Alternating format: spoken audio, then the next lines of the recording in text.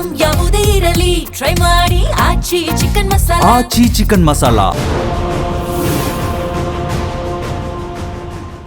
ಇವತ್ತಿಂದ ದುನಿಯಾ ದುಬಾರಿ ಅಂತಾನೆ ಹೇಳ್ಬೋದು. ಪ್ರತಿ ವರ್ಷದಂತೆ ಏಪ್ರಿಲ್ 1ರಿಂದ ಬಹುತೇಕ ವಸ್ತುಗಳ ಬೆಲೆ ಆಗಿರ್ಬೋದು, ನೀರಿನ ದರ ಆಗಿರ್ಬೋದು, ವಿದ್ಯುತ್ ದರ ಆಗಿರ್ಬೋದು, KSRTC ಬಸ್ನ ದರ ಆಗಿರ್ಬೋದು, ಟೋಲ್ನ ದರ ಆಗಿರ್ಬೋದು, ಹೊಸ ಗಾಡಿಯನ್ನು ಪರ್ಚೇಸ್ ಮಾಡೋದರ ಮೇಲೆ ಸುಂಕ ಆಗಿರ್ಬೋದು, ಪ್ರತಿಯೊಂದು ಕೂಡ ಏರಿಕೆ ಆಗುತ್ತೆ. ಸೊ ಇದನ್ನು ಜನಸಾಮಾನ್ಯರು ಯಾವ ರೀತಿ ರಿಸೀವ್ ಮಾಡ್ಕೋತಾರೆ ಅನ್ನೋದು ಕೂಡ ಪ್ರಶ್ನೆ ಆಗುತ್ತೆ. ಯಾಕಂದರೆ ಈಗಾಗಲೇ ಇರಾನ್ ಮತ್ತು ಇಸ್ರೇಲ್ ಯುದ್ಧದ ಪರಿಣಾಮ ಒಂದು ಕಡೆ ಗ್ಯಾಸ್ನ ಬಿಕ್ಕಟ್ಟನ್ನು ಎದುರಿಸ್ತಾ ಇದ್ದೀವಿ. ಇದರ ಪರಿಣಾಮ ಹೋಟೆಲ್ಗಳಲ್ಲಿ ಊಟ ತಿಂಡಿಯ ದರ ಏರಿಕೆ ಆಗಿದೆ. ಹಾಗೇನೆ PGಗಳ ರೇಟ್ ಕೂಡ ಹೈಕ್ ಆಗಿರುವಂತದ್ದು. ಮತ್ತೊಂದು ಕಡೆ ಈ ರೀತಿಯಾದಂತಹ ದರ ಏರಿಕೆಯಿಂದ ಜನಸಾಮಾನ್ಯರು ಪ್ರತಿದಿನ ತತ್ತರಿಸಿ ಹೋಗ್ತಾ ಇದ್ದಾರೆ. ಹಾಗಾದ್ರೆ ಇದ್ರ ಬಗ್ಗೆ ಆರ್ಥಿಕ ತಜ್ಞರು ಜನಸಾಮಾನ್ಯರು ಏನ್ ಹೇಳ್ತಾರೆ, ಬನ್ನಿ ಮಾತಾಡ್ಸ್ಕೊಂಡು ಬರೋಣ. ಇವತ್ತು ಏಪ್ರಿಲ್ 1 ಬಹುತೇಕ ದರ ಏರಿಕೆ ಆಗಿದೆ. ನಿಮ್ಮ ಅನುಭವದ ಬಗ್ಗೆ ಏನ್ ಹೇಳ್ತೀರಾ ಸರ್? ನೋಡಿ, ಒಂದು ಕಡೆ ಸರ್ಕಾರ ಇವತ್ತೊಂದು ದಿವಸ ಏಪ್ರಿಲ್ 1ನೇ ತಾರೀಕು ಹೊಸ ವರ್ಷ ನಮಗೆ ಲೆಕ್ಕಾಚಾರದಲ್ಲಿ ಮಾರ್ಚ್ ಕೊನೆ ಆದ ಮೇಲೆ ಏಪ್ರಿಲ್ 1ನೇ ತಾರೀಕು ಜನ ಸ್ವಲ್ಪ ಈ ಸಂದರ್ಭದಲ್ಲಿ ಬೆಲೆ ಏರಿಕೆ ಮಾಡಿದ್ರೆ ಸಾಮಾನ್ಯ ಜನ ನಿಜವಾಗ್ಲೂ ಜೀವನ ಮಾಡೋದು ತುಂಬಾ ಕಷ್ಟ. ಹಾಗಾಗಿ ಸರ್ಕಾರ ಅದನ್ನು ಆಲೋಚನೆ ಮಾಡಬೇಕು. ಈಗಾಗಲೇ ಹಾಲಿನ ದರ ಏರ್ಸಾಯಿತು, ವಿದ್ಯುತ್ ಶಕ್ತಿ ಏರ್ಸಾಯಿತು, ಇವತ್ತು ವಾಟ್ರದ್ದು ಮತ್ತು ಟೋಲು ಇದೆಲ್ಲವನ್ನು ಒಂದು ಕಡೆ ಕೇಂದ್ರ ಸರ್ಕಾರ ಮತ್ತೊಂದು ಕಡೆ ರಾಜ್ಯ ಸರ್ಕಾರ ಬೆಲೆ ಏರಿಕೆ ಮಾಡ್ಕೊಂಡು ಹೋದರೆ ಸಾಮಾನ್ಯ ಜನ ಜೀವನ ಭಾಳ ಕಷ್ಟ ಆಗುತ್ತೆ.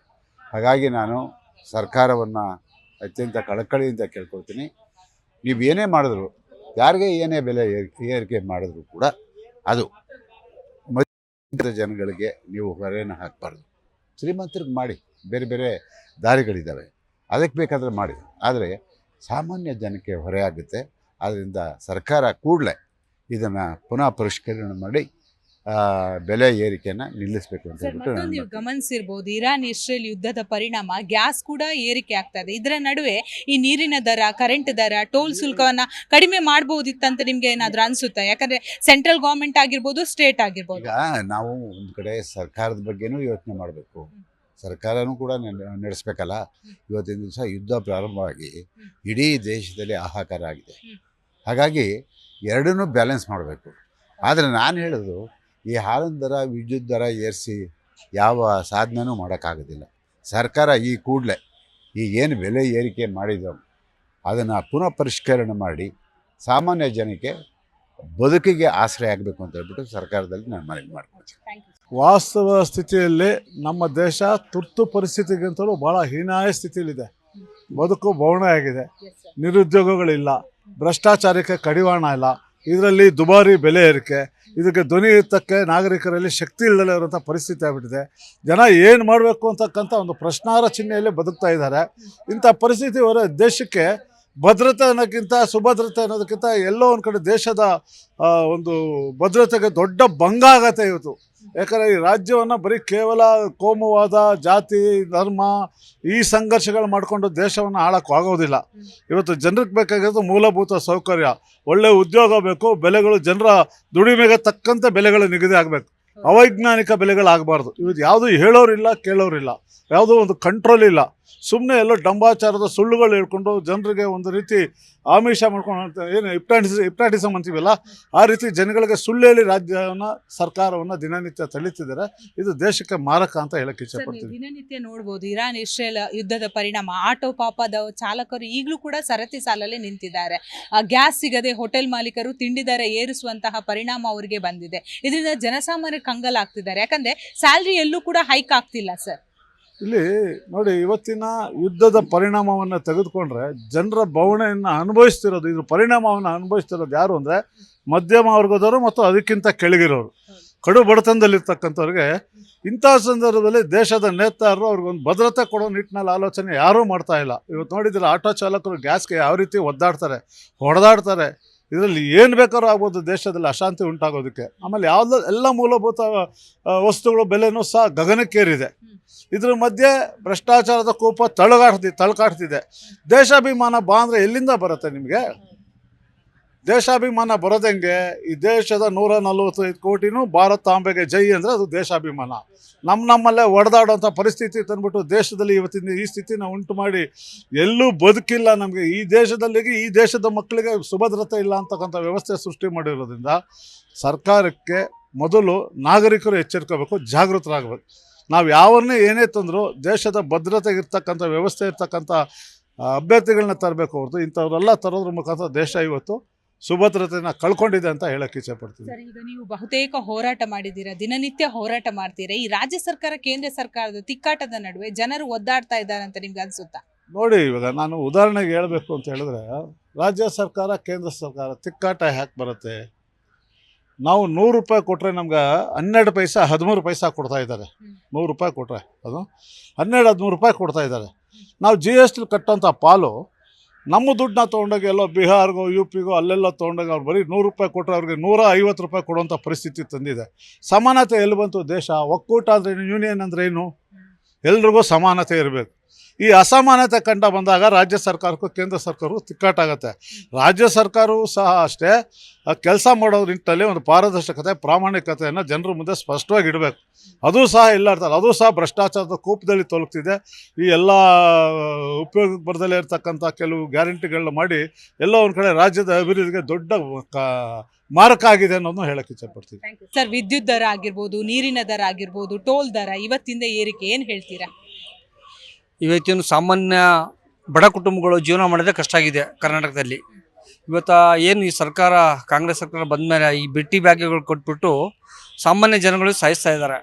ಗ್ಯಾಸ್ ದರ ಆಗಿರ್ಬೋದು, ವಿದ್ಯುತ್ ದರ ಆಗಿರ್ಬೋದು, ಪ್ರತಿಯೊಂದು ಒಂದು ತರಕಾರಿ ತಗೋಕೆ ಹೋದ್ರು ಬಡವರು ಜೀವನ ಮಾಡೋಕ್ಕಾಗಲ್ಲ. ಇವತ್ತು ಬೆಂಗಳೂರಲ್ಲಿ ಸಾಮಾನ್ಯ ಜನ ಮೇಲೆ ಬರೆ ಎಳಿತಾ ಇದ್ದಾರೆ ಅವರು.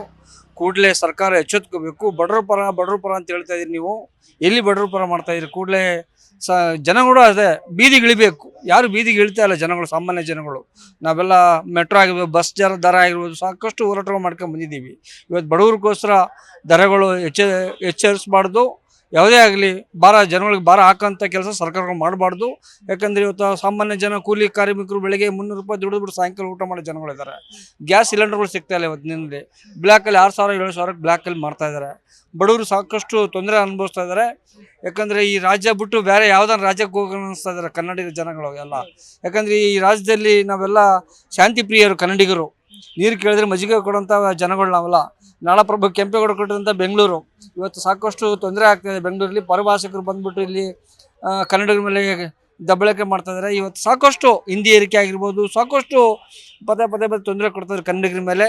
ಕೂಡಲೇ ಸರ್ಕಾರ ಗಮನ ಹರಿಸಿ ಬೆಲೆಗಳು ಏರಬಾರ್ದು ಅಂತೇಳಿ ನಾವು ಹೋರಾಟ ಮಾಡೋಂಥ ಕೆಲಸ ಮಾಡ್ತೀವಿ. ಒಂದು ಕಡೆ ನಿಮ್ಗೇನೆ ಗೊತ್ತು, ನಾವು ತುರ್ತು ಪರಿಸ್ಥಿತಿಯಲ್ಲಿ ಇದ್ದೀವಿ ಅಂತಾನೆ ಹೇಳ್ಬೋದು. ಯಾಕಂದ್ರೆ ಇರಾನ್ ಇಸ್ರೇಲ್ ಯುದ್ಧದ ಪರಿಣಾಮ ಡೀಸೆಲ್, ಪೆಟ್ರೋಲ್ ಆಗಿರ್ಬೋದು, ಅಗತ್ಯ ವಸ್ತುಗಳ ಬೆಲೆ ಕೂಡ ಆಲ್ರೆಡಿ ಏರಿಕೆ ಆಗಿದೆ. ಏಪ್ರಿಲ್ 1ರ ಸಂದರ್ಭದಲ್ಲಿ ವಿದ್ಯುತ್ ದರ ಆಗಿರ್ಬೋದು, ನೀರಿನ ದರ ಆಗಿರ್ಬೋದು, ಅಥವಾ ಬಸ್ಸಿನ ದರ ಆಗಿರ್ಬೋದು, ಇದನ್ನ ಏರಿಸುವ ಅಗತ್ಯತೆ ಇದೆಯಾ ಅಂತ ನಿಮ್ಗೆ ಅನ್ಸುತ್ತಾ? ಇಲ್ಲ, ವಿದ್ಯುತ್ ದರ ಯಾವುದಾಗ್ಲಿ ದರಗಳು ಏರಿಸುವಂಥ ಅವಶ್ಯಕತೆ ಇಲ್ಲ. ಇವತ್ತು ಯುದ್ಧ ನಡೀತಾ ಇದೆ. ಸಾಮಾನ್ಯ ಜನಗಳು ಎಷ್ಟು ತೊಂದರೆ ಅನುಭವಿಸ್ತಾ ಇದ್ದಾರೆ ಅಂದರೆ, ಡೀಸೆಲ್ ಸಿಗ್ತಾ ಇಲ್ಲ, ಪೆಟ್ರೋಲ್ ಸಿಗ್ತಾ ಇಲ್ಲ, ಗ್ಯಾಸ್ ಸಿಗ್ತಾ ಇಲ್ಲ, ಸಾಕಷ್ಟು ತೊಂದರೆ ಅನುಭವಿಸ್ತಾ ಇದ್ದೀವಿ ನಾವು. ಮತ್ತು ಸರ್ಕಾರ ಲಾಕ್ಡೌನ್ ಮಾಡ್ತೀವಿ ಅಂತ ಹೇಳ್ತಾರೆ. ನಾಚಿಕೆ ಆಗಬೇಕು ಲಾಕ್ಡೌನ್ ಮಾಡೋಕ್ಕೆ. ಯಾಕಂದರೆ ಸಾಮಾನ್ಯ ಜನ ಬೆಳಗ್ಗೆ ದುಡಿದು ಸಾಯಂಕಾಲ ಊಟ ಮಾಡೋ ಜನ, ಕಲ್ಯಾಣ ಕರ್ನಾಟಕ ಗಾರೆ ಕೆಲಸ ಮಾಡೋರು ಸಾಕಷ್ಟು ಜನ ಇದ್ದಾರೆ. ಇಲ್ಲಿ ಬೆಲೆ ದರ ಏರಿಸಬಾರ್ದು. ಸರ್ಕಾರಕ್ಕೆ ನಾವು ಎಚ್ಚರಿಕೆ ಕೊಡ್ತಾ ಇದ್ವಿ. ಕೂಡಲೇ ಒಂದು ಸಭೆ ಕರೆದ್ಬಿಟ್ಟು ಯಾವ ದರ ಏರ್ಲಾರ್ದಂಗೆ ನೋಡ್ಕೋಬೇಕು. ಯಾಕಂದರೆ ನಮ್ಮ ರಕ್ಷಣೆ ಮಾಡೋಂಥ ಜನ ನೀವೆಲ್ಲ ಓಟ್ ಹಾಕಿ ಗೆಲ್ಸ್ಕೊಂಡು ಹೋಗಿದ್ದೀರಿ. 136 ಸೀಟ್ ಬಂದಿದೆ ನಿಮಗೆ. ಕನ್ನಡಿಗರು ಕೊಟ್ಟಂಥ ಭಿಕ್ಷೆ ಅದು. ಈಗ ಕನ್ನಡಿಗರ ಮೇಲೆ ದಬ್ಬಾಳೆ ಮಾಡೋಂಥ ಕೆಲಸ ಆಗಬಾರ್ದು. ಸರ್ಕಾರಕ್ಕೆ ಕೂಡಲೇ ನಿಲ್ಲಿಸಬೇಕು, ದರ ಏರಿಸಬಾರ್ದು ಅಂತ ನಮ್ಮ ಬೇಡಿಕೆ. ಇವತ್ತು ಏಪ್ರಿಲ್ 1ರಿಂದ ಎಲ್ಲ ಶುಲ್ಕಗಳು ಜಾಸ್ತಿ. ಅಂದ್ರೆ ಈಗ ನೀವು ಟೋಲಲ್ಲಿ ಹೋಗೋದಾದ್ರೆ ವಾರ್ಷಿಕ ದರದ ಅಂದಾಜು ಪಾಸ್ ಕೂಡ ದರ ಏರಿಕೆ ಆಗುತ್ತೆ. ಸೊ ನೀವೊಂದು as A common man, cab ಚಾಲಕ, ಈಗ ಎಲ್ಲ ಬೆಲೆ ಏರಿಕೆ ಆಗಿದೆ. ಎಷ್ಟು ಕಷ್ಟ ಇದೆ ಸರ್? ತುಂಬ ಕಷ್ಟ ಇದೆ ಮೇಡಮ್. ಮೇಂಟೈನ್ ಮಾಡೋದೆಲ್ಲ ತುಂಬ ಕಷ್ಟ ಇದೆ. ತುಂಬ ಡ್ರೈವರ್ಗಳಿಗೆ ಭಾಳ ಪ್ರಾಬ್ಲಮ್ ಆಗ್ತಾ ಇದೆ. ಇವರು ಪ್ರತಿ ವರ್ಷ ಇದನ್ನು ಏರಿಸ್ತಾನೆ ಇರ್ತಾರೆ. ಬಿಸ್ನೆಸ್ಸು ಅಷ್ಟೆಲ್ಲ ಐತೆ. ತುಂಬ ಕಷ್ಟ ಇದೆ ಮೇಡಮ್. ಸರ್, ಈಗ ಪೆಟ್ರೋಲ್ ಆಗಿರ್ಬೋದು, ಡೀಸೆಲ್ ಆಗಿರ್ಬೋದು, ಇರಾನ್ ಇಸ್ರೇಲ್ ಬಿಕ್ಕಟ್ಟಿಂದ ಅದು ಕೂಡ ಬಹಳಷ್ಟು ಈಗ ಒಂದು ಕಡೆ ಸಿಗಲ್ಲ ಹೇಳ್ತಾರೆ. ಸಿಕ್ಕರೂ ಕೂಡ ದರ ಏರಿಕೆ, ಏನು ಹೇಳ್ತೀರಾ? ತುಂಬ ಕಷ್ಟ ಆಗುತ್ತೆ ಮೇಡಮ್. ಇವಾಗಲೇ ತುಂಬ ಕಷ್ಟ ಇದೆ. ತುಂಬ ಏರಿಕೆ ಆದರೆ ತುಂಬ ಡ್ರೈವರ್ಗಳದ್ದು ಜೀವನ ತುಂಬ ಕಷ್ಟ ಆಗುತ್ತೆ. ಮೇಡಮ್, ಈಗ ಅಗತ್ಯ ವಸ್ತುಗಳ ಬೆಲೆ ಸೇರಿದಂತೆ ಎಲ್ಲ ಕೂಡ ರೇಟ್ ಜಾಸ್ತಿ, ಏನು ಹೇಳ್ತೀರಾ? ಖಂಡಿತ ಮೇಡಮ್. ಏನು ಅಂತ ಹೇಳಿದ್ರೆ ಸರ್ಕಾರಗಳಿಗೆ ಈಗಾಗಲೇ ಪ್ರಪಂಚದಲ್ಲಿ ಯುದ್ಧಗಳು ನಡೀತಾ ಇರೋ ಸಂದರ್ಭದಲ್ಲಿ ಸೊ ಬೆಲೆ ಏರಿಕೆಗಳು ಹೇಗಾಗ್ತದೆ, ಒಂದು ಪೆಟ್ರೋಲ್ ಬೆಲೆ ಜಾಸ್ತಿ ಆದರೂ ಕೂಡ ಅದು ಎಲ್ಲ ಅಗತ್ಯ ವಸ್ತುಗಳ ಮೇಲೆ ಬೆಲೆ ಹೆಚ್ಚಾಗುತ್ತೆ. ಆ ದೃಷ್ಟಿಯಲ್ಲಿ ಇವರು ಆರಂಭದಲ್ಲೇ ರಾಜಕಾರಣಿಗಳು ಅಥವಾ ಜನಪರ ನಾಯಕರು ಅಂತ ಏನಂತಾರೆ ಅವರೆಲ್ಲರೂ ಕೂಡ ಈ ಥರ ಬೆಲೆ ಏರಿಕೆ ಜಾಸ್ತಿ ಆಗುತ್ತ ಹಿನ್ನೆಲೆಯಲ್ಲಿ ಅದನ್ನು ಹೇಗೆ ಜನಗಳಿಗೆ ಕಡಿಮೆ ಮಾಡ್ಬೋದು ಅನ್ನೋ ದೃಷ್ಟಿಯಲ್ಲಿ ಯೋಚನೆ ಮಾಡಬೇಕೇ ಹೊರತು ಸೊ ಈಗ ಬೆಲೆ ಏರಿಕೆನ ಮಾಡ್ತಿದ್ದೀವಿ ನಾವು, ವಿದ್ಯುತ್ ದರ ಜಾಸ್ತಿ ಮಾಡ್ತಾ ಇದ್ದೀವಿ, ನೀರಿನ ದರ ಜಾಸ್ತಿ ಮಾಡ್ತಾ ಇದ್ದೀವಿ, ಅದೇ ಥರ ಗ್ಯಾಸ್ ದರ ಈಗ ಆಟೋಮೆಟಿಕ್ಕಾಗಿ ಗ್ಯಾಸ್ ಏರಿಕೆ ಆಗಿದೆ. ಹೀಗಾಗಿ ಜನಗಳಿಗೆ ಹಿಂದೆ ಬ್ರಿಟಿಷ್ನವರು ಹೇಗೆ ಆಡಳಿತ ನಡೆಸ್ತಾ ಇದ್ರು ಅಂತ ಹೇಳಿದ್ರೆ ಜನಗಳಿಗೆ ಅಗತ್ಯಕ್ಕಿಂತ ಹೆಚ್ಚು ಹೊರೆಯನ್ನು ಹಾಕ್ತಾಯಿದ್ರು. ಅದರಿಂದಾಗಿ ಅವರ ಸರ್ಕಾರಗಳೆಲ್ಲ ಉರುಳಿ ಹೋದವು ಹೆಸರಿಲ್ದಂಗೆ. ಸೊ ಇದೇ ಥರ ಜನಗಳ ಮೇಲೆ ಇವರು ಹೊರೆಯನ್ನು ಹೆಚ್ಚಾಗಿ ಹಾಕಿದ್ದೆ ಆದರೆ ಅದೇ ಜನಗಳು ತಿರುಗಿ ಬೀಳ್ತಕ್ಕಂಥ ಪರಿಸ್ಥಿತಿಗಳು ಉಂಟಾಗುತ್ತೆ. ಅದು ಜನರಿಗೆ ಎಚ್ಚರಿಕೆ ಕೂಡ. ಯಾಕೆ ಅಂತ ಹೇಳಿದ್ರೆ ಇವತ್ತು ಬೆಳಗ್ಗೆ ನಾವು ಎದ್ದಾಗಿಂದ ಹಿಡಿದು ಒಂದು ಪೇಸ್ಟಿಂದ ಹಿಡಿದು ರಾತ್ರಿ ಊಟ ಮಾಡಿ ಮಲಗೋವರೆಗೂ ಟ್ಯಾಕ್ಸ್ಗಳು ಕಟ್ತಾ ಇದ್ದೀವಿ, ಬೇರೆ ಬೇರೆ ರೂಪದಲ್ಲಿ ಬೇರೆ ಬೇರೆ ವಸ್ತುಗಳಲ್ಲಿ. ಈಗ ಮಾಲ್ಗಳಿಗೆ ಹೋದರೆ ಆಲ್ರೆಡಿ ಅದ್ರ ಮೇಲೆ ಟ್ಯಾಕ್ಸ್ ಇರುತ್ತೆ, ಅದ್ರ ಮೇಲೆ ಮತ್ತೆ GST ಅಂತ ಹೇಳಿ ಅಂತ ಹೀಗೆ ಹೊರೆಗಳ ಮೇಲೆ ಹೊರೆಗಳು ಹಾಕ್ತಾ ಇದ್ದಾರಲ್ಲ. ಇದನ್ನ ಸರ್ಕಾರಗಳು ಗಂಭೀರವಾಗಿ ಪರಿಗಣಿಸಲಿಲ್ಲ ಅಂತೇಳಿ ಇದರ ಎಫೆಕ್ಟ್ ಏನಾಗುತ್ತೆ ಅಂದರೆ ಮುಂದಿನ ಚುನಾವಣೆಗಳಲ್ಲಿ ಈ ಸರ್ಕಾರಗಳನ್ನು ಉಳಿಸಿ ಮತ್ತೆ ಬೇರೆ ಸರ್ಕಾರ ತರ್ತಕ್ಕಂಥ ವ್ಯವಸ್ಥೆಗಳು ಆಗ್ತಾ ಇದೆ. ಆದರೆ ಪ್ರತಿ ವರ್ಷ ಕೂಡ ಏಪ್ರಿಲ್ 1 ಅಂದರೆ ನಿಮ್ಗೇನೆ ಗೊತ್ತು ಆರ್ಥಿಕ ಆಯವ್ಯಯ ಚೇಂಜಸ್ ಆಗುತ್ತೆ. ಸೊ ಈ ಬಾರಿ ಏನಾದರೂ ನಿಮಗೆ ಚೇಂಜಸ್ ಅಂದರೆ ಈಗಾಗಲೇ ಯುದ್ಧದ ಪರಿಣಾಮ ಸರ್ಕಾರ ಏನಾದರೂ ನಿರ್ಧಾರ ತೆಗೆದುಕೊಳ್ಬೇಕಂತ ಅನ್ಸುತ್ತಾ? ಖಂಡಿತ ತೆಗೆದುಕೊಳ್ಳಬೇಕಾಗಿತ್ತು. ಯಾಕೆಂದರೆ ಪ್ರತಿ ದಿವಸ ಕೂಡ ಆರ್ಥಿಕವಾಗಿ ಯಾವ್ಯಾವ ರೀತಿ ಪರಿಣಾಮಗಳು ಬೀರ್ತಾ ಇದೆ ಯುದ್ಧದ ಪರಿಣಾಮದಿಂದಾಗಿ ಅದು ಹೆಚ್ಚು ಎಫೆಕ್ಟ್ ಆಗೋದು ಅಂತ ಹೇಳಿದ್ರೆ ಒಂದು ಯುದ್ಧ ಆದರೆ ಮಹಿಳೆ ಮತ್ತು ಮಕ್ಕಳ ಮೇಲೇ ಅದರ ಪರಿಣಾಮ ಜಾಸ್ತಿ ಆಗುವಂಥದ್ದು. ಈ ಬಗ್ಗೆ ಸರ್ಕಾರಗಳು ಭಾಳ ಎಚ್ಚರಿಕೆಯಿಂದ ಇರಬೇಕು. ದಿನದಿಂದ ದಿನಕ್ಕೆ ಜನಗಳ ಮೇಲೆ ಹೊರೆಗಳನ್ನು ಹಾಕಿ ಟ್ಯಾಕ್ಸ್ ಮೂಲಕ ಅವ್ರನ್ನ ಸುಲಿಗೆ ಮಾಡೋ ಅಂಥದ್ದಲ್ಲ. ಆದಷ್ಟು ಸರ್ಕಾರಗಳು ಯೋಚನೆ ಮಾಡಿ ಆ ತೆರಿಗೆಗಳನ್ನು ಕಡಿಮೆ ಮಾಡೋ ನಿಟ್ಟಿನಲ್ಲಿ ಯೋಚನೆ ಮಾಡಬೇಕೇ ಹೊರತು ಏಪ್ರಿಲ್ ಬಂದಿದ್ದ ತಕ್ಷಣವೇ ಅದನ್ನು ತೆರಿಗೆ ಏರ್ಸೋದೇ ಅವ್ರದ್ದು ಒಂದು ಗುರಿ ಆಗಿರಬಾರ್ದು, ಯೋಜನೆ ಆಗಿರಬಾರ್ದು ಅಂತೇಳಿ ಅಂತ ನಮ್ಮ ಒಂದು ಅನಿಸಿಕೆ. ಮತ್ತೆ ಇದರ ಎಫೆಕ್ಟ್ ಮಹಿಳೆಯರ ಮೇಲೇನೆ ಬಹಳ ಆಗುವಂಥದ್ದು. ನೀವು ಗೃಹಿಣಿಯಾಗಿ ಏನು ಹೇಳ್ತೀರಾ? ಯಾಕಂದ್ರೆ ಗೃಹಿಣಿ ಅಂದ್ರೆ ಪ್ರತಿ ಮನೆಯ ಮೆಣಸಿಂದ ಹಿಡಿದು ಪ್ರತಿಯೊಂದು ಕೂಡ ಆಕೆ ಜವಾಬ್ದಾರಿ. ಯಾಕಂದ್ರೆ ಅಡುಗೆಗೆ ಹಾಕುವ ಮೆಣಸಾಗಿರ್ಬೋದು, ಕೊತ್ತಂಬರಿ ಆಗಿರ್ಬೋದು, ಪ್ರತಿಯೊಂದರ ರೇಟ್ ಜಾಸ್ತಿ ಆಗುತ್ತೆ. ಗೃಹಿಣಿಯ ಆಂಗಲ್ ಅಲ್ಲಿ ಹೇಳೋದಾದ್ರೆ ಏನು ಹೇಳ್ತೀರಾ? ಈಗ 5 ರೂಪಾಯಿ ಮಹಿಳೆ ಒಬ್ಬ ಉಳಿಸ್ತಾಳೆ ಅಂತ ಹೇಳಿದ್ರೆ 2 ರೂಪಾಯಿ ಅದನ್ನ ಬಚ್ಚಿಕ್ತಾಳೆ, ಇನ್ನು 2 ರೂಪಾಯಿ ಮನೆಗೋಸ್ಕರ ಖರ್ಚು ಮಾಡ್ತಾಳೆ. ಆದರೆ ಇವತ್ತಿನ ದಿವಸ ಈ ಬೆಲೆ ಏರಿಕೆಯಿಂದಾಗಿ ಆಕೆ ಎಲ್ಲೂ ಕೂಡ ಉಳಿತಾಯ ಮಾಡ್ತಕ್ಕಂಥ ಒಂದು ಮನೋಭಾವ ಬೆಳೆಯಲಿಕ್ಕೆ ಸಾಧ್ಯನೇ ಆಗ್ತಾ ಇಲ್ಲ. ಯಾಕೆಂದರೆ ಬೆಲೆ ಏರಿಕೆ ಆ ಥರ ಆಗ್ತಾ ಇದೆ. ಹೀಗಾಗಿ ನಮಗೆ ಅವಾಗ ಬಿಳಿಯವನು ಹೋದನಯ್ಯ ಈಗ ಕರಿಯವನು ಬಂದವನ ಅನ್ನೋ ರೀತಿಯಲ್ಲಿ ಆಗ್ತಾ ಇದೆ. ಈ ತೆರಿಗೆ ಅನ್ನೋದು ಖಂಡಿತ ಏನಾದರೂ ಇವರು ಇಳಿಸ್ಲಿಲ್ಲ ಅಂತ ಹೇಳಿದ್ರೆ ಇದ್ರ ಪರಿಣಾಮ ಏನಿದೆ ಮನಸ್ಸಿನ ಜನರ ಮೇಲೆ ಆಗ್ತಕ್ಕಂಥ ಪರಿಣಾಮಗಳು ಮತ್ತು ಅವ್ರ ಮನಸ್ಸಲ್ಲಿ ಆಗ್ತಕ್ಕಂಥ ಬದಲಾವಣೆಗಳು ಮುಂದಿನ ಚುನಾವಣೆಗಳಲ್ಲಿ ರಾಜಕೀಯ ಪಕ್ಷಗಳು ಎದುರಿಸಬೇಕಾಗುತ್ತೆ. ಅದು ಖಂಡಿತ. ಅದು ಸರ್ಕಾರ ಏನು ಮಾಡ್ತಾ ಇದೆ, ಸರ್ಕಾರ ಬಿಟ್ಟಿ ಭಾಗ್ಯಗಳನ್ನ ಜನಗಳ ಮಧ್ಯೆ ತಂದು ಇವ್ರುಗಳ ಭಾಗ್ಯಗಳನ್ನ ಉಪಯೋಗಿಸ್ಕೊಳ್ಳೋದಕ್ಕೆ ಎಲ್ಲರ ಮೇಲೆ ತೆರಿಗೆಯ ಮೂಲಕ ಮತ್ತು ಬೆಲೆ ಏರಿಕೆ ಮೂಲಕ ಹೊರೆ ಹೊರಿಸ್ತಾ ಇದ್ದಾರೆ. ಈಗ ನೋಡಿ, ಇದು ಏಪ್ರಿಲ್ ಫುಲ್ ಯಾವ ರೀತಿ ಮಾಡಿದ್ರು ಅಂದರೆ ಬೆಲೆ ಏರಿಕೆ ಮಾಡಿ ನಾವೆಲ್ಲ ಸರ್ಕಾರದ ಪರ ಜನಗಳ ಪರ ಅಂತೇಳಿ ಸರ್ಕಾರ ರಚನೆ ಮಾಡಿಕೊಂಡು ಜನಗಳಿಗೆ ಬಿಟ್ಟಿ ಭಾಗ್ಯಗಳು ಕೊಡ್ತೀವಿ, ಜನಗಳ ಪರವಾಗಿ ಕೆಲಸ ಮಾಡ್ತೀವಿ ಅಂತೇಳಿ ಬಂದು ನಮ್ಮ ಮೇಲೆ ಹೊರೆಗಳನ್ನ ಒರೆಸೋದು ಯಾವ ರೀತಿ ಅಂದರೆ ಇದೊಂಥರ ಅಗಲ್ದೋರಡೆ. ನೋಡಿ, ನೀರಿನ ಬೆಲೆ ಏರಿಸೋದು, ನಮಗೆ ಗ್ಯಾಸ್ ಬೆಲೆ ಏರಿಸೋದು, ಈ ಮೆಟ್ರೋ ಬೆಲೆಗಳು ಏರಿಸೋದು. ಸೊ ಈ ರೀತಿ ಈಗ ನೋಡಿ, BBMP ಮೊನ್ನೆ ಏನಾಯಿತು, ನಾವು ಕಸ ವಿಂಗಡಣೆ ಮಾಡಲಿಲ್ಲ ಅಂದರೂ ಅದ್ರ ಮೇಲೆ 1000 ರೂಪಾಯಿ. ಸೊ ಅದು ಮತ್ತೆ ರಿಪೀಟ್ ಆಗ್ತಾ ಇದ್ರೆ ಆಮೇಲೆ ಅವ್ರ ಮೇಲೆ ಒಂದು ಕ್ರಿಮಿನಲ್ ಮೊಕದ್ದಮೆ ದಾಖಲು ಮಾಡ್ತೀವಿ ಅನ್ನೋದ್ರ ಮೂಲಕ ಜನಗಳನ್ನ ಒಂಥರ ಭೀತಿ ಹುಟ್ಟಿಸೋದ್ರ ಮೂಲಕ, ಭಯ ಹುಟ್ಟಿಸೋದ್ರ ಮೂಲಕ ಇವರು ಒಂಥರ ಏನೋ ಒಂದು ಆತಂಕದ ವಾತಾವರಣ ಸೃಷ್ಟಿ ಮಾಡ್ತಾ ಇದ್ದಾರೆ. ನೋಡಿ, ಈಗಾಗಲೇ ಅಲ್ಲಿ ಯುದ್ಧ ನಡೀತಾ ಇದೆ ಅಂತೇಳಿ ಇಲ್ಲಿ ಗ್ಯಾಸ್ಗಳು ಸಿಗ್ತಾ ಇಲ್ಲ, ಪೆಟ್ರೋಲು ಡೀಸೆಲ್ಗಳು ಸಿಗ್ತಾ ಇಲ್ಲ ಅಂತೇಳಿ ಆತಂಕದಲ್ಲಿ ಆಲ್ರೆಡಿ ಜನ ಇದ್ದಾರೆ. ಮುಂದೆ ಏನಪ್ಪ ಅನ್ನೋ ಒಂದು ಭಯದಲ್ಲಿದ್ದಾರೆ. ಇವ್ರುಗಳು ಮತ್ತೆ ಅದು ಬೆಲೆ ಏರಿಕೆಗಳು ಮಾಡೋದ್ರ ಮೂಲಕ ಇವರು ಬಿಟ್ಟಿ ಬಾಗಿಗಳನ್ನ ತೊಗೊಂಬಂದು ಮತ್ತೆ ಈ SCP TSP ಹಣಗಳನ್ನ ತೊಗೊಂಬಂದು ಬಿಟ್ಟಿ ಬಾಗಿಗೆ ತುಂಬಿಸಿ ನಿಜವಾದ ಜನಗಳಿಗೆ ಏನು ತಲುಪಬೇಕು ಅದನ್ನು ತಲುಪಿಸೋಂಥ ಕೆಲಸ ಮಾಡ್ತಾ ಇಲ್ಲ ಸರ್ಕಾರ. ಈ ಕೂಡಲೇ ಜನಗಳು ಎಚ್ಚೆತ್ಕೊಬೇಕು. ನಿಜವಾಗ್ಲೂ ಯಾರು ಜನಗಳ ಪರವಾಗಿದ್ದಾರೆ, ಯಾರು ಜನಗಳಿಗೋಸ್ಕರ ಕೆಲಸ ಮಾಡ್ತಾರೆ ಅವ್ರುಗಳ್ನ ಓಟ್ ಹಾಕಿ ಸರ್ಕಾರನ ಮುಂದೆ ತರಬೇಕು ಕೂಡ. ಈ ಹಿಂದೆ ಇತ್ತು ಒಂದು ಸರ್ಕಾರ, ಅವರು ಸರಿ ಮಾಡಲಿಲ್ಲ ಅಂತೇಳಿ ಇವತ್ತು ನಾವು ಕಾಂಗ್ರೆಸ್ ಸರ್ಕಾರನ ತಂದ್ವಿ. ಇವರು ಕೂಡ ಅವ್ರಿಗಿಂತ ಜಾಸ್ತಿ ನಾವೇನು ಕಮ್ಮಿ ಇಲ್ಲ ಅನ್ನೋದ್ರ ಮೂಲಕ ಭ್ರಷ್ಟಾಚಾರದಲ್ಲಿ ತೊಡಗಿದ್ದಾರೆ. ಸೊ ನೋಡಿ, ಮೊನ್ನೆ ಕೂಡ ನಾವು ಸಮಾಜ ಕಲ್ಯಾಣ ಇಲಾಖೆಯಲ್ಲಿ ಒಂದು 100 ಕೋಟಿ ಹತ್ತತ್ರ ಹಗರಣ ಆಗಿದೆ ಅಂತೇಳಿ ಪ್ರೆಸ್ ಮೀಟ್ ಕೂಡ ಮಾಡಿದ್ದೀವಿ. ಅವ್ರ ಮೇಲೆ ಲೋಕಾಯುಕ್ತದಲ್ಲಿ ದೂರು ಕೂಡ ದಾಖಲೆಗಳು ಮಾಡಿದ್ದೀವಿ. ಸೊ ಈ ರೀತಿ ಪ್ರತಿದಿನ ಭ್ರಷ್ಟಾಚಾರ ನಡೀತಾ ಇದೆ. ಮತ್ತು ನಮ್ಮ ಮೇಲೆ ನಮ್ಮ ಟ್ಯಾಕ್ಸ್ ಅಮೌಂಟ್ಗಳನ್ನ ಇವರುಗಳು ಬೇರೆ ರೀತಿ ದುರುಪಯೋಗ ಪಡಿಸ್ಕೊಂಡು ನಮ್ಮ ಮೇಲೆ ಮತ್ತೆ ಹೊರ್ತಾ ಇರೋದು ಎಷ್ಟು ಸರಿ ಅನ್ನೋದನ್ನು ಜನಗಳೇ ಅದನ್ನು ತೀರ್ಮಾನ ಮಾಡಬೇಕು. ಮುಂದಿನ ದಿನಗಳಲ್ಲಿ ಈ ರೀತಿ ಆಗದಿದ್ದಂಗೆ ಜನಗಳೇ ಎಚ್ಚೆತ್ಕೊಂಡು ಒಳ್ಳೆ ಸರ್ಕಾರನ ತರಬೇಕು ಅಂತೇಳಿ ಈ ಮೂಲಕ ನಾನು ಮನವಿ ಮಾಡ್ಕೊತಾ ಇದ್ದೀನಿ. ಈಗ ಇವೆಲ್ಲ ನಮ್ಗೆ ಏನಾಗುತ್ತೆ, ಅಂಟ್ಕೊಂಬಂದ್ಬಿಟ್ಟಿದೆ ಸರ್ಕಾರದಲ್ಲಿ. ಇವರು ಮಾಡೇ ಮಾಡ್ತಾರೆ, ಆಮೇಲೆ ಯಾವ್ದು ಬಿಡಲ್ಲ. ಇವರು ಪ್ರತಿ ವರ್ಷ ಇವ್ರ ಬಜೆಟ್ನಲ್ಲಿ ಮಾಡೇ ಮಾಡ್ತಾರೆ ಅಂತಂತ. ನೀರಿನ ದರ ಇದ್ದರೆ ನಮಗೀಗ ಆ ನೀರು ಬಿಟ್ರೂ ಬೇಡ ನಿಮ್ಮ ನೀರು ಅಂದರೆ ಮಿನಿಮಮ್ ರೇಟ್ ಹಾಕ್ತಾರೆ. ಯಾಕಂದರೆ ಒಳ್ಳೆ ಚರಂಡಿ ವ್ಯವಸ್ಥೆ ಇದ್ದರಿಂದ ಸರ್ಕಾರ ನೀರು ಬಿಡೋಕ್ಕಾಗಲ್ಲ ನಮ್ಮ ಕೈಲಿ. ಭಾಳ ಜನ ಏನು ತಿಳ್ಕೊಂಬಿಟ್ಟಿದ್ದಾರೆ, ನಾವು ಬಿಟ್ಬಿಟ್ರೆ ಇದಿಲ್ಲ, ಸಾಧ್ಯವಿಲ್ಲ. ನಮ್ಮ ಹತ್ರ ಬೋರ್ವೆಲ್ ಇದ್ದರೂ ಸಹ ಅವ್ರದ್ದು ಕಂಪಲ್ಸರಿ ದುಡ್ಡು ಕೊಡಬೇಕಾಗತ್ತೆ. ಆಮೇಲೆ ಇದು ವಿದ್ಯುತ್ ಶಕ್ತಿ, ಕರೆಂಟು, ಇದೇನಾಗಿದೆ ಅಂತಂದರೆ ನಮ್ಮ ಜನ ಯಾವ್ಯಾವುದಕ್ಕೂ ಚಳುವಳಿ ಮಾಡ್ತಾರೆ, ಬೇಡದಿದ್ದಕ್ಕೆಲ್ಲ ಮಾಡ್ತಾರೆ. ಏನಾಗಿದೆ ಇದು, ಕೆಳವರ್ಗದವ್ರಿಗೂ ತೊಂದರೆ ಇಲ್ಲ, ಮಧ್ಯಮ ವರ್ಗದವ್ರು ಏನಾಗಿದೆ ಅಂದರೆ ಏನೇ ಸರ್ಕಾರದಿಂದ ಬಂದರೂ ಸಹಿಸ್ಕೊಂಬಿಟ್ಟು, ಯಾಕಂದರೆ ಇವರಲ್ಲಿ ಒಗ್ಗಟ್ಟಿಲ್ಲ ಹೋರಾಟಕ್ಕೆ. ಯಾಕಂದರೆ ಕೆಳದಿಂದ ತಕ್ಷಣ ಹೋರಾಡ್ತಾರೆ. ಮೇಲ್ವರ್ಗದವರು ಯಾವ ಖರ್ಚು ವೆಚ್ಚಕ್ಕೂ ಅವರು ಯೋಚನೆ ಮಾಡೋರಲ್ಲ. ಅಂಥದ್ರಿಂದ ನೀರಾಗಲಿ ಎಲೆಕ್ಟ್ರಿಸಿಟಿ ಆಗಲಿ, ನಾಳೆ ನಮ್ಮ ತಲಾ ಇಷ್ಟು ಕಂದಾಯ ನೀವು ಇಷ್ಟು ಜನ ಇದ್ದೀರಿ ಅಂತ ಹಾಕಿದ್ರು ಅದಕ್ಕೂ ನಮ್ಮ ಜನ ತಲೆಬೇಕು ಟ್ಯಾಕ್ಸ್ ಕೊಡ್ತಾರೆ. ಯಾಕಂತ ಮೊಹಮ್ಮದ್ ಬಿನ್ ತಗೊಳ್ಳೋ ಕಾಲದಲ್ಲಿ ಆಗಿದೆ ಇಂಥ ಟ್ಯಾಕ್ಸ್ಗಳು. ಅದು ಪುನರಾವರ್ತನೆ ಆದರೆ ಏನು ಹಿಸ್ಟ್ರಿ ರಿಪೀಟ್ ಇಟ್ ಸೆಲ್ಫ್ ಅಂದಾಗ ವಾಪಸ್ ರಿಪೀಟ್ ಆಗ್ಬೋದು. ಹಿಸ್ಟ್ರಿ ಬೆಲೆ ಏರಿಕೆ ಅನ್ನೋದು ಇದೇನು ಹೊಸದೇನಲ್ಲ. ಅದು ಕಾಲಚಕ್ರ ತಿರುಗ್ತಾ ಇರುತ್ತೆ. ಅದ್ರ ಪ್ರಕಾರ ದಿನೇ ದಿನೇ ಎಲ್ಲ ಬೆಲೆಗಳು ಹೆಚ್ಚಾಗ್ತಾ ಇರುತ್ತೆ. ಈಗ ಮೊದಲೆಲ್ಲನೂ ಲೈಫ್ ಸ್ಟೈಲು ಅನ್ನೋದು ಬೇರೆ ರೀತಿ ಇತ್ತು. ಈಗ ಲೈಫ್ ಸ್ಟೈಲು ತುಂಬ ಫಾಸ್ಟ್ ಆಗಿಬಿಟ್ಟು ಏನಾಗ್ಬಿಟ್ಟಿದೆ, ಎಲ್ಲರಿಗೂ ಅನುಕೂಲಗಳು ಬೇಕು. ಇವಾಗ ಕಾರ್ ಇಲ್ಲದೆ ಇರೋರಿಲ್ಲ, 2 ವೀಲರ್ಸ್ ಇಲ್ಲದೆ ಇರೋರಿಲ್ಲ, ಯಾರು ಆ ಥರ ಏನು ಇಲ್ದಿರ ಯಾರೂ ಈಗ ಜೀವನ ಮಾಡ್ತಾಯಿಲ್ಲ. ಇದೆಲ್ಲನೂ ಬೇಸಿಕ್ ನೆಸಿಟಿ ಆಗೋಗಿದೆ. ಒಂದು ಕಾಲದಲ್ಲಿ ಕಾರ್ ಅನ್ನೋದು ಲಕ್ಸುರಿ ಆಗಿತ್ತು. ಈಗ ಬೇಸಿಕ್ ನೆಸಿಟಿ ಆಗಿರೋದ್ರಿಂದ ಎಲ್ಲರ ಹತ್ರನೂ ಕಾರ್ ಇರೋದ್ರಿಂದ ಪೆಟ್ರೋಲು, ಡೀಸಲ್ಲು ಇವೆಲ್ಲ ಕನ್ಸಂಪ್ಷನ್ ಜಾಸ್ತಿ ಆಗಿದೆ. ಆಮೇಲೆ ಯಾರೂ ನ್ಯಾಚುರಲ್ ರಿಸೋರ್ಸಸ್ನ ಉಪಯೋಗಿಸ್ಕೊಳ್ಳೋದಕ್ಕೆ ಯಾರೂ ಇಷ್ಟಪಡೋದಿಲ್ಲ. ಯಾಕೆ ಅಂದರೆ ಎಲ್ಲರಿಗೂ ಫಾಸ್ಟು. ಹಾಗಾಗಿ ಮೊದಲು ಇದಕ್ಕೆ ಕಾರಣ ಜನ ಯಾವ ರೀತಿ ನ್ಯಾಚುರಲ್ ರಿಸೋರ್ಸಸ್ನ ಉಪಯೋಗಿಸ್ಕೊತಾರೋ ಅದ್ರ ಮೇಲೆ ಇದು ಕನ್ಸ್ಯೂಮರ್ ಪ್ರೈಸ್ ಇಂಡೆಕ್ಸು ಜಾಸ್ತಿ ಆಗೋಗುತ್ತವೆ. ಆ ಕನ್ಸ್ಯೂಮರ್ ಪ್ರೈಸ್ ಇಂಡೆಕ್ಸ್ ಕಡಿಮೆ ಆಗಬೇಕು ಅಂದರೆ, ಈಗ ನಾವು ಒಂದು ಮನೆಯಲ್ಲಿ ಒಂದು ಕಾರ್ ಇಟ್ಕೊಳಿದ್ರೆ 4 ಕಾರ್ ಇಟ್ಕೊತೀವಿ.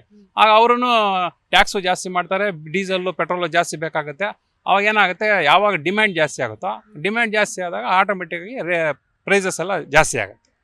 ಇದು ಸಮಸ್ಯೆ ಇರೋದು. ಸಮಸ್ಯೆ ಎಲ್ಲಿದೆ ಅಂದರೆ ಜನರಿಂದನೇ ಇದೆ. ಆಯಿತಾ? ನಾವು ಆಯ್ಕೆ ಮಾಡುವಾಗ ನಾಯಕರನ್ನ ಸರಿಯಾಗಿ ಆಯ್ಕೆ ಮಾಡಬೇಕು. ನಮ್ಮ ಲೈಫ್ ಸ್ಟೈಲ್ನ ನಾವು ಚೇಂಜ್ ಮಾಡ್ಕೋಬೇಕು.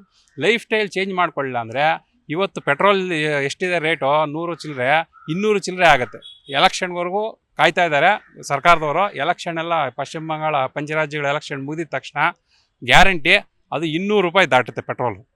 ಯಾಕೆ ಅಂದರೆ ಸಪ್ಲೈ ಇಲ್ಲ, ಇಲ್ಲಿ ಡಿಮ್ಯಾಂಡ್ ಜಾಸ್ತಿ. ಇದು ಪರಿಸ್ಥಿತಿ ಈ ಥರ ಇದೆ. ಹಾಗಾಗಿ ನಾನು ಹೇಳೋದೇನಂತಂದರೆ ಜನ ಲೈಫ್ ಸ್ಟೈಲ್ನ ಸ್ವಲ್ಪ ಬದಲಾವಣೆ ಮಾಡ್ಕೋಬೇಕು. ನೀವು ಹೇಳೋದು ದರ ಏರಿಕೆ ಏನಿದೆ ಇದು ಜನರ ಲೈಫ್ ಸ್ಟೈಲ್ ಇಂದಲೇ ಆಗ್ತಾ ಇದೆ ಅನ್ಸುತ್ತೆ. ದರ ಏರಿಕೆ ಅನ್ನೋದು ಈಗ ಸೆಂಟ್ರಲ್ ಗೌರ್ಮೆಂಟ್ನವರು ಸ್ಟೇಟ್ ಗೌರ್ಮೆಂಟ್ ಮೇಲೆ ಹೇಳ್ತಾರೆ, ನೀವು ಅದು ಜಾಸ್ತಿ ಮಾಡಿದ್ದೀರಾ ಅಂತ ಹೇಳ್ಬಿಟ್ಟು. ಇವರೇನು ಹೇಳ್ತಾರೆ, ನೀವು ಪೆಟ್ರೋಲ್ ಜಾಸ್ತಿ ಮಾಡಿದ್ದೀರಾ, ಎಲ್ಲ ಜಾಸ್ತಿ ಮಾಡಿದ್ದೀರಾ, ನಾವು ಜಾಸ್ತಿ ಮಾಡಬೇಕು. ಯಾಕಂದ್ರೆ ದುಡ್ಡು ಎಲ್ಲಿಗೆ ಹೋಗ್ತಾ ಇದೆ, ಎಲ್ಲ ಗ್ಯಾರಂಟಿಗಳು ನಾವು ಉಚಿತವಾಗಿ ಪಡ್ಕೊತಾ ಇದ್ದೀವಿ. ನಾವು ಏನು ಕೇಳಬೇಕು, ಹೆಲ್ತು ಎಜುಕೇಷನ್ ಇವೆರಡನ್ನ ಫ್ರೀಯಾಗಿ ಕೊಡಿ ಅಂತ ನಾವು ಸರ್ಕಾರನ ಕೇಳಿ ಆ ಉದ್ದೇಶದಲ್ಲಿ ಓಟ್ ಹಾಕಬೇಕು ಹೊರತು ನೀವು ನಾನು 5,000 ಕೊಡಲಿ, ಗ್ಯಾರಂಟಿ ಕೊಡಲಿ, ಈ ಉದ್ದೇಶ ಇಟ್ಕೊಂಡು ನೀವು ಓಟ್ ಹಾಕಿದ್ರೆ ಏನಾಗುತ್ತೆ ಪರಿಸ್ಥಿತಿ, ಇದನ್ನು ಅನುಭವಿಸಲೇಬೇಕು ನಾವು. ಇದು ತಪ್ಪಿದ್ದಲ್ಲ. ಇದು ತುಂಬ ಕಡಿಮೆ ಇತ್ತು, 20 ಪೈಸೆ 30 ಪೈಸೆ ಎಲ್ಲ ಇತ್ತು. ಇವತ್ತು 1 ಯೂನಿಟ್ ಬೆಲೆ ತುಂಬ ಜಾಸ್ತಿ ಆಗಿದೆ. ಹಾಗೆ ಇವಾಗ ತರಕಾರಿ ರೇಟು ಜಾಸ್ತಿ ಆಗಿದೆ. ಪ್ರತಿಯೊಂದು ವಾಟರ್ ಆಗಲಿ, ಆಮೇಲೆ ಪವರ್ ಆಗಲಿ, ಪ್ರತಿಯೊಂದು ಪ್ರೈಸ್ ಜಾಸ್ತಿ ಆಗಿದೆ. ಹಾಗಾಗಿ ಗೌರ್ಮೆಂಟ್ ನಡೆಸ್ಬೇಕಂತ ಹೇಳಿದ್ರೆ ಸರ್ವೇ ಸಾಮಾನ್ಯ ಬೆಲೆ ಏರಿಕೆ ಮಾಡಲೇಬೇಕಾಗುತ್ತೆ ಒಂದು ಗೌರ್ಮೆಂಟ್ ನಡೆಸಬೇಕಾದ್ರೆ.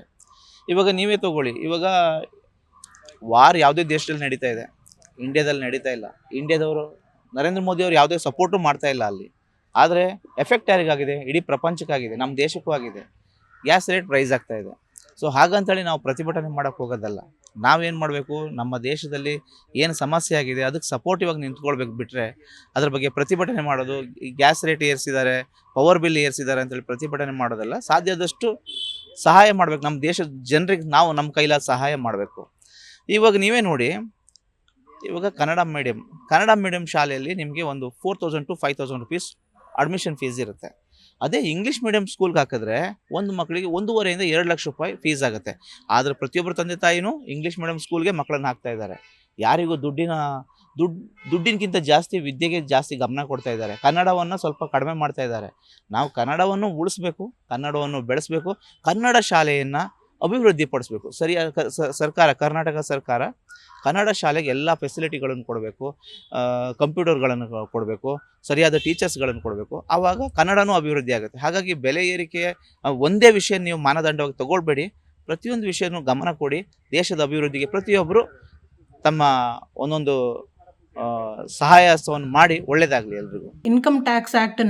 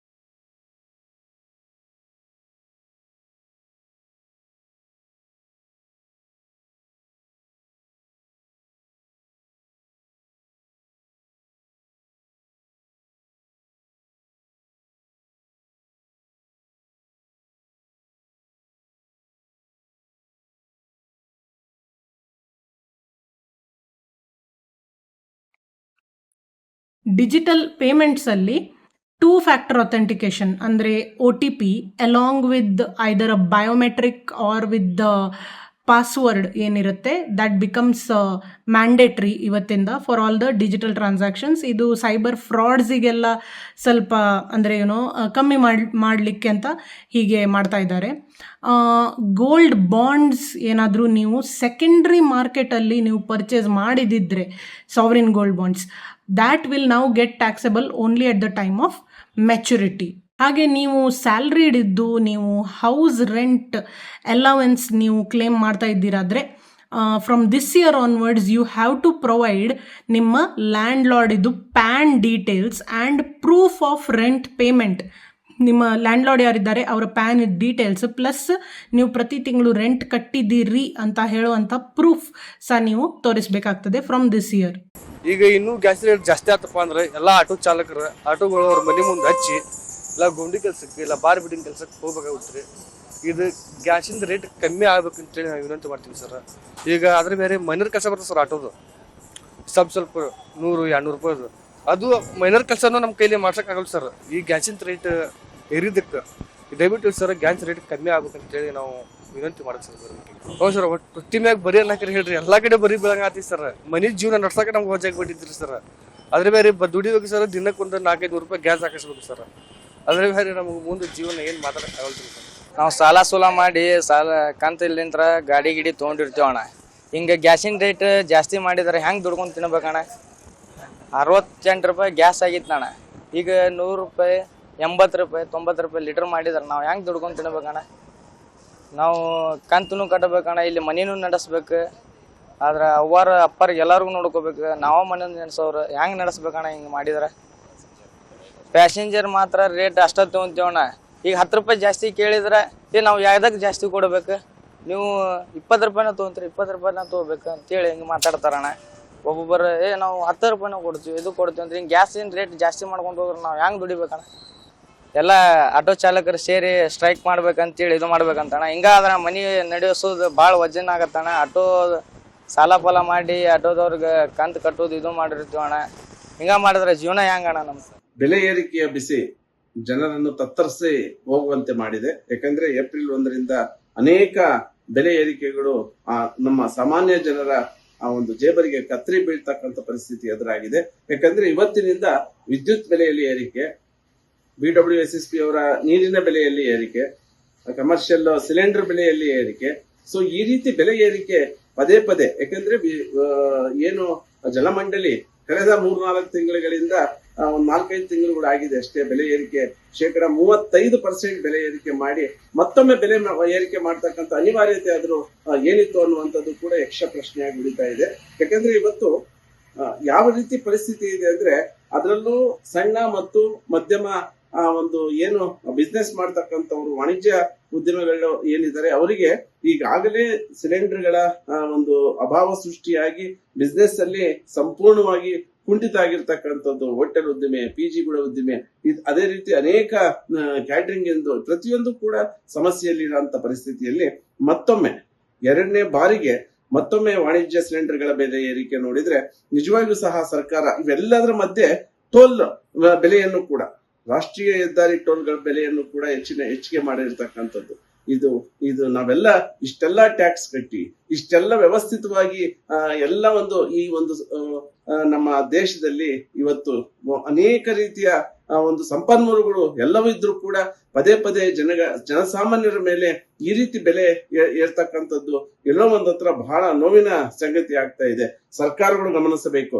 ಸಾಮಾನ್ಯ ವರ್ಗದವರಿಗೆ, ತಳಭಾಗದ ಜನರಿಗೆ ಈ ರೀತಿಯ ಒತ್ತಡ ಕೊಟ್ರೆ ನಿಜವಾಗಿಯೂ ಸಹ ಜೀವನ ನಡೆಸ್ತಕ್ಕಂಥದ್ದು ಬಹಳ ಕಷ್ಟ ಸಾಧ್ಯವಾಗ್ತಾ ಇದೆ. ನೋಡಿದ್ರಲ್ಲ ವೀಕ್ಷಕರೇ, ಇದು ಜನಸಾಮಾನ್ಯರ ಅಭಿಪ್ರಾಯ ಆಗಿತ್ತು. ಈಗಾಗಲೇ ದರ ಏರಿಕೆ ಬಗ್ಗೆ ಬಹಳಷ್ಟು ಜನ ತಮ್ಮ ಅಭಿಪ್ರಾಯಗಳನ್ನ ವ್ಯಕ್ತಪಡಿಸಿದ್ರು. ಯಾಕಂದ್ರೆ ವಿದ್ಯುತ್ ದರ ಆಗಿರ್ಬೋದು, ನೀರಿನ ದರ ಆಗಿರ್ಬೋದು, ಅದರಲ್ಲೂ ಕೂಡ ಈಗಾಗಲೇ ಬಿಕ್ಕಟ್ಟಿನ ಪರಿಸ್ಥಿತಿಯಲ್ಲಿರುವಂತಹ ಗ್ಯಾಸ್ ದರ ಕೂಡ ಈಗಾಗಲೇ ಹೆಚ್ಚಾಗ್ತಾ ಇರುವಂತದ್ದು. ಸೊ ಹೀಗಾಗಿ ಜನಸಾಮಾನ್ಯರು ಪ್ರತಿನಿತ್ಯ ಜೀವನವನ್ನ ಮಾಡೋದಕ್ಕೆ ಕಷ್ಟಕರದ ಪರಿಸ್ಥಿತಿ ಮುಂಬರುವಂತಹ ದಿನಗಳಲ್ಲಿ ಬರಬಹುದು ಅನ್ನೋದು ಬಹುತೇಕರ ಮಂದಿಯ ಅಭಿಪ್ರಾಯವಾಗಿತ್ತು. ಹಾಗೇನೆ ಆರ್ಥಿಕ ತಜ್ಞರು ಕೂಡ ಇದಕ್ಕೆ ಕ್ಲಾರಿಟಿಯನ್ನು ಕೊಟ್ಟರು, ಯಾಕೆ ಪ್ರತಿ ವರ್ಷ ಕೂಡ ಏರಿಕೆ ಆಗುತ್ತೆ ಅನ್ನೋ ರೀತಿಯಲ್ಲಿ. ಸದ್ಯ ಜನರ ಅಭಿಪ್ರಾಯ ಇಷ್ಟ ಆಗಿತ್ತು. ಸೊ ಸರ್ಕಾರ, ರಾಜ್ಯ ಸರ್ಕಾರ ಆಗಿರ್ಬೋದು, ಕೇಂದ್ರ ಸರ್ಕಾರ ಆಗಿರ್ಬೋದು, ಎರಡೂ ಕೂಡ ಜನರ ಮೇಲೆ ಯಾವುದೇ ರೀತಿಯಾದಂತಹ ಭಾರವನ್ನ ಹಾಕಬಾರ್ದು, ಸರ್ಕಾರ ಸರಿಯಾದ ರೀತಿ ಸರಿದೂಗಿಸ್ಕೊಂಡು ಹೋಗ್ಬೇಕು ಅನ್ನೋದು ಜನರ ಅಭಿಪ್ರಾಯವಾಗಿತ್ತು. ಬೆಂಗಳೂರಿನಿಂದ ಕ್ಯಾಮರಾ ಪರ್ಸನ್ ನಾಗರಾಜ್ ಜೊತೆ ಭವ್ಯ ಸುನಿಲ್, ಜಿ ಕನ್ನಡ ನ್ಯೂಸ್.